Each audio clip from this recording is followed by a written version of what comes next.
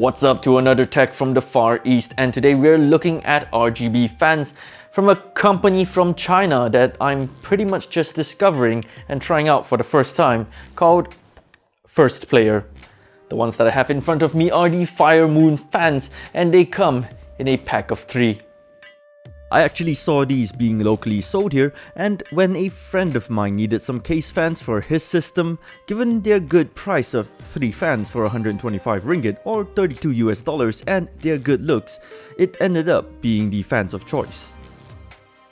These aren't your regular run-of-the-mill RGB fans, however, as opening it, the first thing you'll notice is that it comes with its own RGB fan hub and wireless remote, and yes, proprietary connectors for all the fans. Yep, the fans get their light and power from a single 6-pin connector that carries all these signals, and while it is a clean solution to having messy cables all over the place, I don't like having anything that is proprietary in general, but we'll see how they perform. Let's start off with some specs first. Taking them right off the side of the box, they are rated to run at speeds up to 1500 RPM with a max airflow of 35.2 CFM and a noise level of 23.2 decibels. In their marketing points, First Player mentions that they're ideally used for radiator cooling. Based off their specs, the airflow is maybe just a bit too low for me to consider using one of these as radiator fans, but perhaps if you're more for looks and silence than ultimate performance, then it's probably a good use scenario. On that note, let's talk about the fan controller. They're also RGB lit with a logo that says New Invader. Not sure what that means in terms of their branding, but whatever, I guess. You know, at least they kind of look kind of cool at least. The controller supports up to 8 fans from the hub and also supports 2 more additional RGB lighting strips, although that's using a proprietary connector as well. There's also what looks like a reset pin to reset the RGB lighting effects. Yeah, I don't know what that really is for.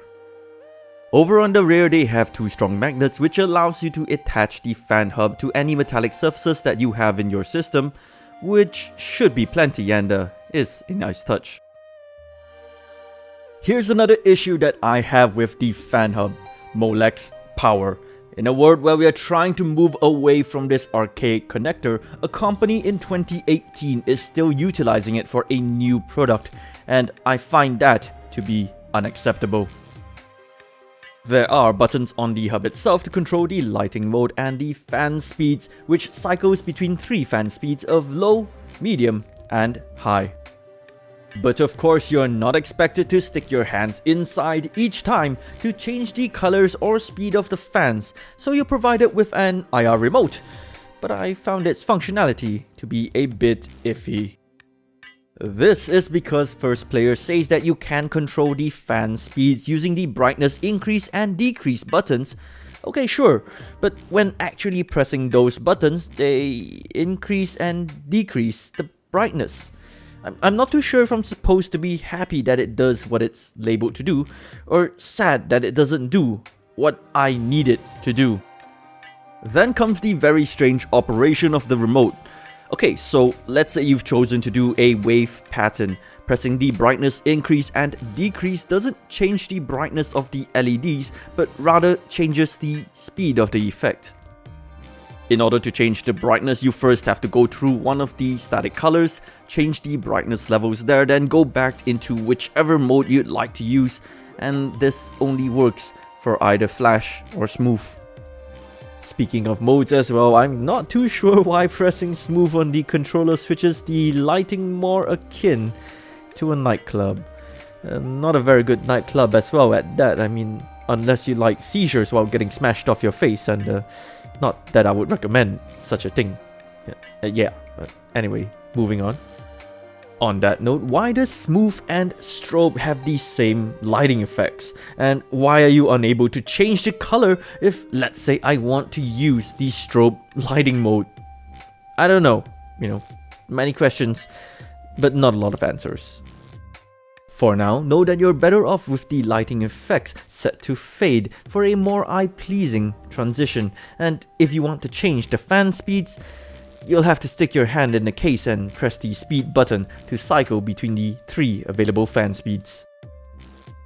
Speaking of fans then, I can understand case fans not being PWM in nature, but with them promoting this as case fans, or in this case, radiator fans, I would have very much liked them to be able to be controlled by the motherboard's fan controller.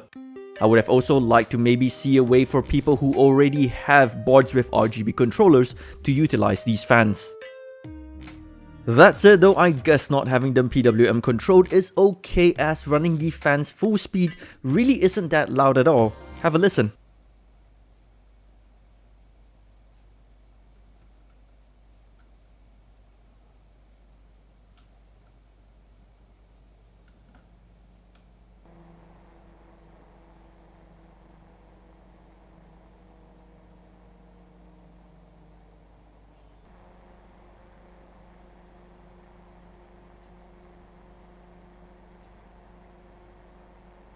Regardless of the fan speeds, they're pretty much super quiet, which begs the question, how much air are they actually pushing, and how much air can they push past a radiator? Taking the test at all 3 speeds, I recorded speeds of 2, 2.4 and 3.1 meters per second respectively in order of increasing speed. Once put behind a radiator though, those numbers dropped to 1, 1.2 and 1.6 respectively. Probing the leads with a voltmeter tells me that the lowest setting is 7 volts, medium is 9 volts and high is 12 volts. I consider this to be good results when compared to fans that push a similar amount of air unobstructed. The majority of them are only able to push about 1.3 to 1.4 meters of air through, where this is able to do 1.6 meters per second. Given that these run at just 1500 RPM then, it makes me wonder why First Player didn't opt to push them all the way to 2000 RPM and beyond to maybe get some higher full power results. Regardless, in terms of airflow loss to resistance, these fans at high power are just slightly behind the NMX twister pressure at low power. Testing is done, so let's get them set up.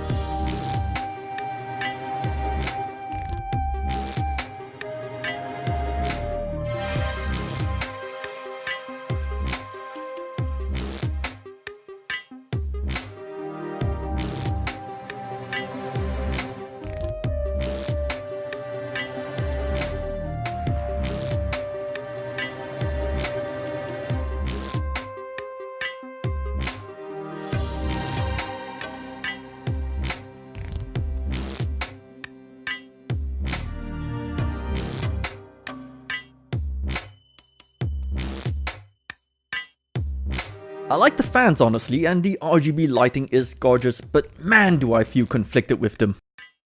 I don't like proprietary connections, the RGB light controlling can be a bit iffy, and to my knowledge, you can only control the speed of the fans by pressing on the hardware button on the controller. Also, I don't like that they're using Molex connections to power the hub and fans, and back to the RGB. It kinda sucks that you can't sync it to your motherboard. In terms of them being used as radiator fans though, fan speeds could have been higher for better static pressure, and PWM fans for radiator are pretty much a must-have for me. But maybe I'm being really harsh on it given its price. I mean, it's just $32 for 3 RGB fans with an RGB hub to boot, right? So maybe my verdict is this. If you don't mind not having RGB synced fans and you're looking for nice silent case fans that come in a 3-in-1 pack, then the First Player FireMoon is definitely a good pick. I hope you guys found the review helpful. If you did, give it a like. If you didn't, well, give it a dislike. Drop a comment down below, make sure you subscribe and click the bell icon to get notified for when new videos go live. My name is Yang, aka Tech Rodent, and I'll see you guys in the next one.